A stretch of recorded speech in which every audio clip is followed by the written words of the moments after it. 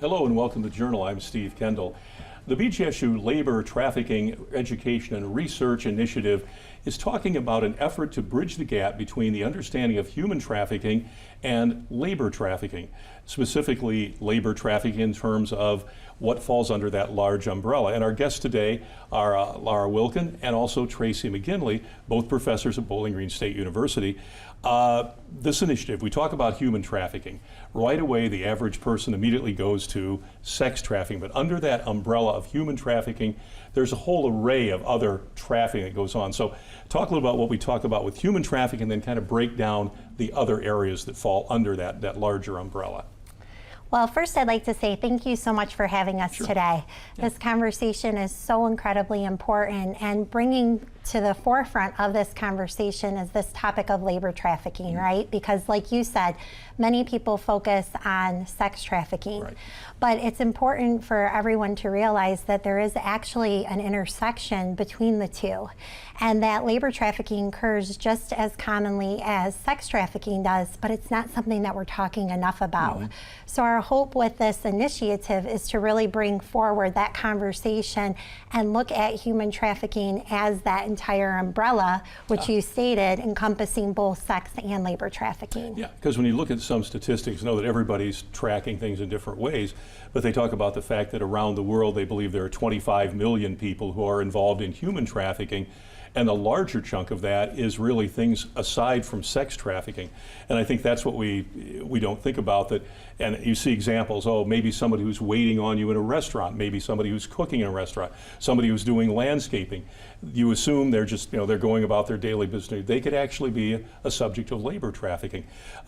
Tracy, when you get together with Laura and you talk about this, what was the kind of the initiative to put this together? Because you saw obviously a gap in the information chain here between how we view this and what needs to be done and the education part of it.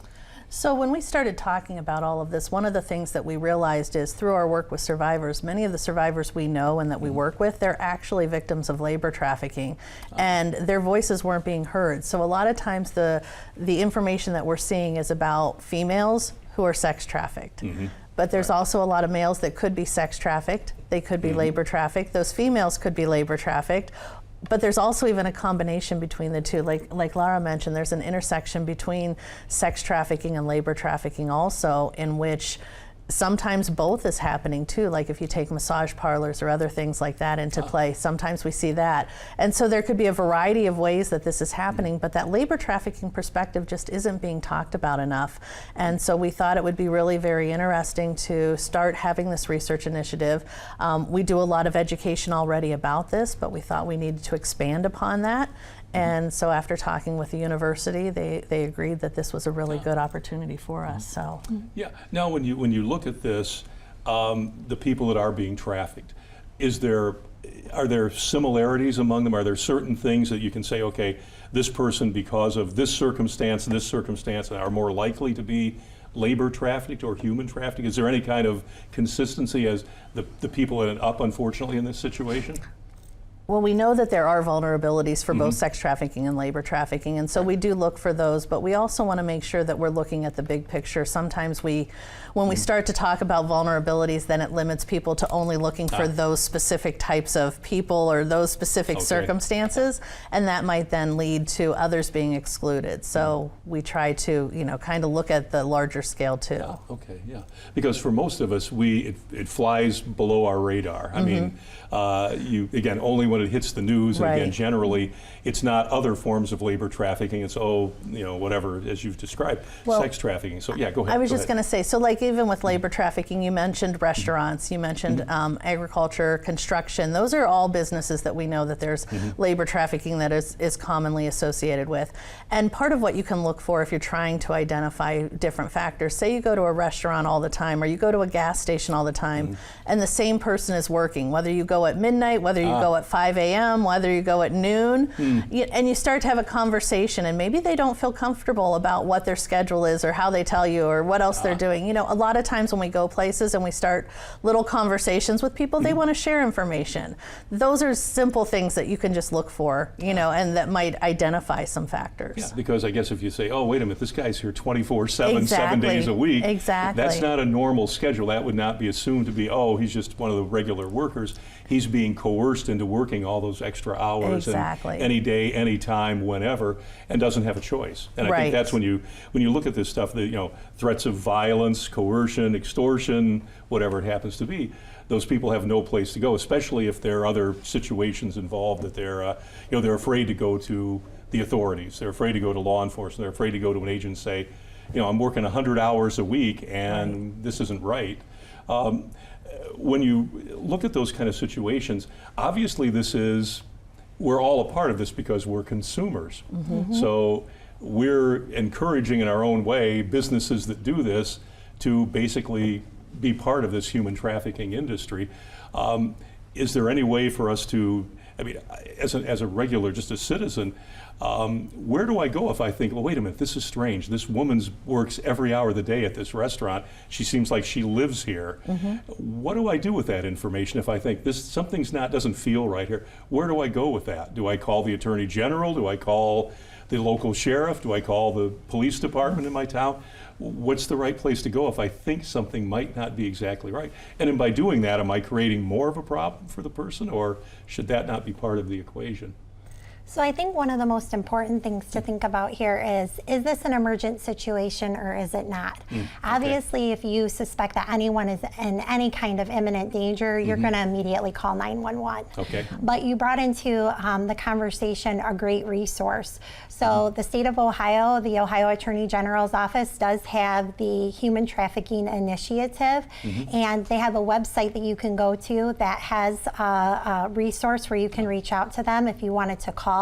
But you can also call your local law enforcement agency, the non-emergent line, and say, these are some indicators that I'm seeing, some concerns that I'm having, so that way they can investigate the situation and look into it a little bit more. You know, I really think if you're always erring on the side of good intentions, caution and safety, you're never going to be putting someone at risk. As a matter of fact, you might be doing something to truly help them, something that they might not even recognize that they need. Yeah, and they're already at risk, I guess, if you look at that too. When we come back, we can talk a little bit more about drill down into some of the details of the initiative you guys work, because obviously you've been at this for a number of years. This is something that popped up in the last couple of months in terms of this initiative. It's a long journey. Back in just a moment with Tracy McGinley and Laura Wilkin from Bowling Green State University. Our subject is labor trafficking. Back in just a moment. Thank you for staying with us here on The Journal. Our guests are Tracy McGinley and Laura Wilkin from Bowling Green State University. And Tracy, the university has this initiative, which is an effort to provide education, illumination about human trafficking, and specifically labor trafficking. Why did you guys, how did this come about? Why did you think this is a topic we really need to get into? It's important. How did that come about? What was the genesis of you guys getting together to put this initiative together? So Laura and I have been doing research and education for well over a decade, both of us individually, and then we've also more recently even started doing it together. And we've been doing this now together for, I don't know, probably 5 or 6 years, if I'm not mistaken. So Laura talks a lot about what's going on in the nursing field and does a lot of education within nursing. I'm obviously criminal justice, so I talk with law enforcement and in that field, in that realm. And one of the things that we found was when we came together, there was so much more information that we could share and that we could start developing ways to look at things through kind of an interprofessional lens. We wanted to be able to look at it from both a nursing perspective, but also a criminal justice perspective, as well as other perspectives, to try and start bringing in this understanding of how does labor trafficking fit into all of this. we knew that like you said earlier, we know that sex trafficking is usually the first thing people think about when they think about what's happening with human trafficking. But more and more we're finding that labor trafficking cases have been identified, and they need to be more identified, and they aren't really being brought out and getting the attention they need to. And so we got together and we talked with various people at the college to see what we could do. And we've had a lot of support from Bowling Green, both at the Firelands campus and here at the main campus, so that's been wonderful. And we decided that starting this initiative would really be an important component, and we decided to house it at the Firelands campus because of its more rural area, and the fact that we know that the agricultural industry and things like that are part of it. And oftentimes we think of big cities as being the areas, but we don't think about the rural communities. And especially with the labor trafficking, we feel that it's very important to include those more rural communities and make it kind of an area for education and research. Well, and that's another area. You said we focus on the larger metropolitan areas, but the reality is this goes on everywhere. It could be it's a small town, it's a rural area, it's a city, it's whatever. And we have a tendency to not notice so much if it's not concentrated in one area. The other thing, of course, you mentioned Firelands because of the agricultural bent, and not that we're picking on agriculture, but the reality is right. Some of that is part of this issue. Plus, we're at the crossroads of two major interstate highways in the center of the country, which means getting people in, getting people out, whatever is very easy. Obviously, too, and you mentioned the criminal justice aspect and the nursing side. From the nursing side, how does that kind of work? Because obviously those are industries too that hire a lot of people. It's labor intensive. Some of it's not high skill set compared to what we would think sometimes. How big an issue is that on the medical side in terms of people being forced labor in doing medical related things, and whether it's nursing homes or assisted care, that kind of thing? Is that actually a problem too? So that's a really great question. From the patient perspective side of things, and what really drove me to be passionate about this work is that nearly 90% of individuals who have been recovered from the life of trafficking stated that during their time of exploitation, they were seen and treated by a healthcare provider. Okay. So we know that healthcare providers are seeing these individuals in the clinical setting. But now shifting the narrative a little bit more and trying to look at the bigger picture of both sex and labor trafficking, we know that historically people come to the United States for an opportunity at having a better life. Right. And right now, with the shortages that we are seeing in healthcare, there's a lot of opportunities to make money in regards to travel nursing. And so this is something that we do want to look at with our initiative to see if people are being recruited with the promise of coming to the United States for an opportunity to work in the healthcare field, but then potentially being exploited once they get here. Yeah, that's an interesting thing. Now, and it's interesting you mentioned that the medical professionals, because they're sort of on the front line of this. So obviously, educating them and helping them understand if to recognize signs or indications of, oh, this person might be subject to this. When you look at this, I mean, the range of this is pretty incredible, because again, our mindset is very narrow on who's involved in this, and the reality is probably if we touch a consumer good somewhere along the line, there's probably a pretty good chance that there was forced labor involved, whether it's something that's come from internationally or created here in the U.S. because of, as you said, the demand for people, for employees. How do you, when you talk with people in the medical profession, what kind of education you do with them to say, hey, if someone comes in and they're saying these things, or you read their body language a certain way, or they're hesitant to talk about specific things, are there tells there that go, oh, this is something that I need to then bring to somebody else's attention? Well, one of the things I can share in my experience is that when I first started doing this work, I recognized that we were seeing these individuals, but we weren't recognizing human trafficking. So in 2017, I actually created a simulation to help healthcare providers recognize what human trafficking might look like in the clinical setting. Now, there is no textbook set of indicators. Sure. That, a person may not identify or disclose that they're a victim of trafficking, but there could be subtle hints to it. And since using the simulation and that debriefing process, it has really opened up the conversation that now every single time afterwards, people will come up and they say, I remember this one patient this one time. And the start of that has led to the development of policies. And now the Ohio Attorney General, on their website, they actually have simulations available that can be utilized by healthcare providers to help recognize what human trafficking might look like in the clinical setting. Yeah. Now we've got just a moment in this segment. We'll follow up the next one. But Tracy, from the criminal justice side, obviously there's a lot of education that needs to be done. There is ongoing there because obviously law enforcement looking at all sorts of things. Absolutely. This is one more thing now. Oh, here's something else you need to pay attention to.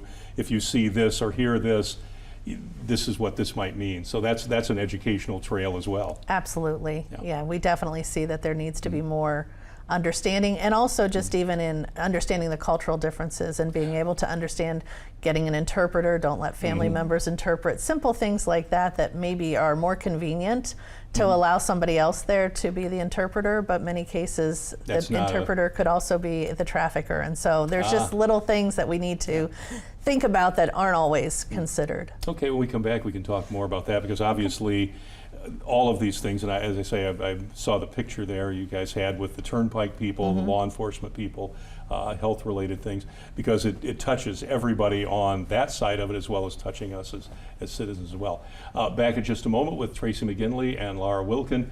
We're talking human trafficking and labor trafficking here on The Journal. Back in a moment. You're with us here on The Journal. We're talking human trafficking, specifically labor trafficking. When we left that last segment, Tracy, we were talking about the fact that law enforcement is now a big part of this because they tend to be first responders, frontline people. It's one more thing, though, that they now require additional training, additional skills. Another thing they have to deal with that 20 years ago, 30 years ago, that wasn't on their menu to deal with. So what's the kind of training and what are kind of the skills that you try to make sure that law enforcement people have, since they're going to be front line on a lot of this? So when we're looking at the human trafficking aspect with law enforcement, one of the things I always mention is, like, if you're a drug trafficker and you're driving down the road and you have all your drugs sitting on your front seat and the police pull you over, they know immediately that a crime's been committed. Right. And so that's easy for them to identify. But if you're driving down the road and you have a 14-year-old girl or a 16-year-old male or even a 30-year-old male in the car with you, what's to say they're actually doing anything illegal? That could be your brother, your sister, your aunt, your uncle. It could be anybody, right, that's driving with you. And so a lot of what we look at is just that extension of law enforcement being aware. They have to know to ask questions. They watch body language. They watch to see how nervous somebody gets when certain questions are asked. And that can be a helpful tip not only for human trafficking, but for identifying many crimes. And so if they're talking to the driver, but they notice the person in the back seat is very uncomfortable, keeping their eyes down, not trying to do, but pretend they're not there. Exactly. That's one of the main things that we look at. And so especially when you're making traffic stops, you never know what's going to happen. There have been traffic stops, throughout the United States where it's a van full of people that are being trafficked and they identify, or it could be a truck, one of the box trucks, and there's somebody there's a group of people in the back and they hear a noise, and that then leads to a level of suspicion. There's a lot of things. So it's really being aware and just knowing how to ask questions. And law enforcement, there is a lot of training that they're starting to see now. And so there's various programs. One of the things that we do emphasize, though, even with law enforcement is, it's great when we identify and we make the arrest of the traffickers, but we also want to make sure there's resources available for the survivors, and we want to make sure that they, they know that information. So when we do training, we try to make sure that they know what their local resources are, and so who to contact if they need to get help for that survivor too, because that's as important as, as making the arrest of the perpetrator. We want to make sure that we're also helping those survivors. That they then are treated correctly and are given are able to remove them from that situation and put them in a better situation while this all sorts itself out. When we talk about this, and we always like to think it happens somewhere else, but are there instances locally, regionally, that we would know about where a company or an organization or a trafficking organization was found to be doing this in our own backyard? Does it happen in Ohio? That's a really great question. And honestly, human trafficking can happen anywhere at any given time. And it's great that we're bringing up the topic of Ohio specifically, because one of the most important things that we do in this work is we ensure that everything that we're doing is survivor informed, because they are absolutely the experts. And a survivor that we work very closely with, Harold De Sousa, he and his family were trafficked from India to Cincinnati, Ohio, and forced into labor in a restaurant. He has since started the nonprofit Eyes Open International, so people can look up his story and learn more about what human trafficking looks like in the state of Ohio. But then another survivor that we work with was brought into the United States as a child and forced into labor. And they were actually identified in the school system as being a victim. So it's really important to understand that when we think about labor trafficking and how it looks, it can be anyone, any age, any gender, race, ethnicity, and that it does happen nearly in every community, not only within our state, but in all states within the U.S. Yeah, well, and that's a good point too, that we're also now talking the educational side of this. The educational professionals have to be skilled in this as well, to identify children that may be either themselves being trafficked or their family is. Which again, it's kind of an amazing thing that this touches literally every aspect of our lives, and we're not aware of it to the same degree that we should be. When you look at what's being done in the state of Ohio, obviously the Attorney General is involved in this, and I know that you both serve on subcommittees and things that deal with this. The state has taken a pretty aggressive stance about trying to deal with this because it affects the economy, it affects lives, it affects the way people live, that sort of thing. So talk about some of the things that the AG has done and the things that are available through the Attorney General to deal with this issue. If you see something, if you want to report something, what are the tools that are available there? So back earlier, we talked a little bit about resources. The Ohio Attorney General has a website for their human trafficking initiative. This website is composed of a variety of different resources. There was mention of the healthcare simulations. In addition to this, there's also a resource tool. So if anyone is in need of finding services specific to survivors, they can actually go onto the website, type in the type of information that they need or that they're requesting, and they can find exactly what they're looking for. In addition to this, there's also a number of different subcommittees, which include a survivor-led initiative that helps to inform all of this work. Because at the end of the day, the survivors, they are the experts, and they are the ones that we are learning from. Linda and Mary Kate, who are the lead of the initiative, are willing to go out and provide education throughout the state. So if anyone is in need of any type of education, they can request that as well. It is amazing to see over the evolution of this work what is being done in our state, particularly by the Ohio Attorney General's office. Yeah, because I think a lot of people would think, oh, this is a federal issue, the federal government deals with all this, the states aren't involved or haven't been involved because it's a federal thing, but it really is a local and agency situation. Tracy, when you, with educating law enforcement people especially, because as we said, they're on the front line of this, is there an ongoing, I mean, if I'm a law enforcement agency and I haven't, for whatever reason, gotten involved in this, what's the best way for them to reach out to you or someone that they can get training in this? Because obviously we probably look and go, oh, you know, it's a small police department in rural Ohio.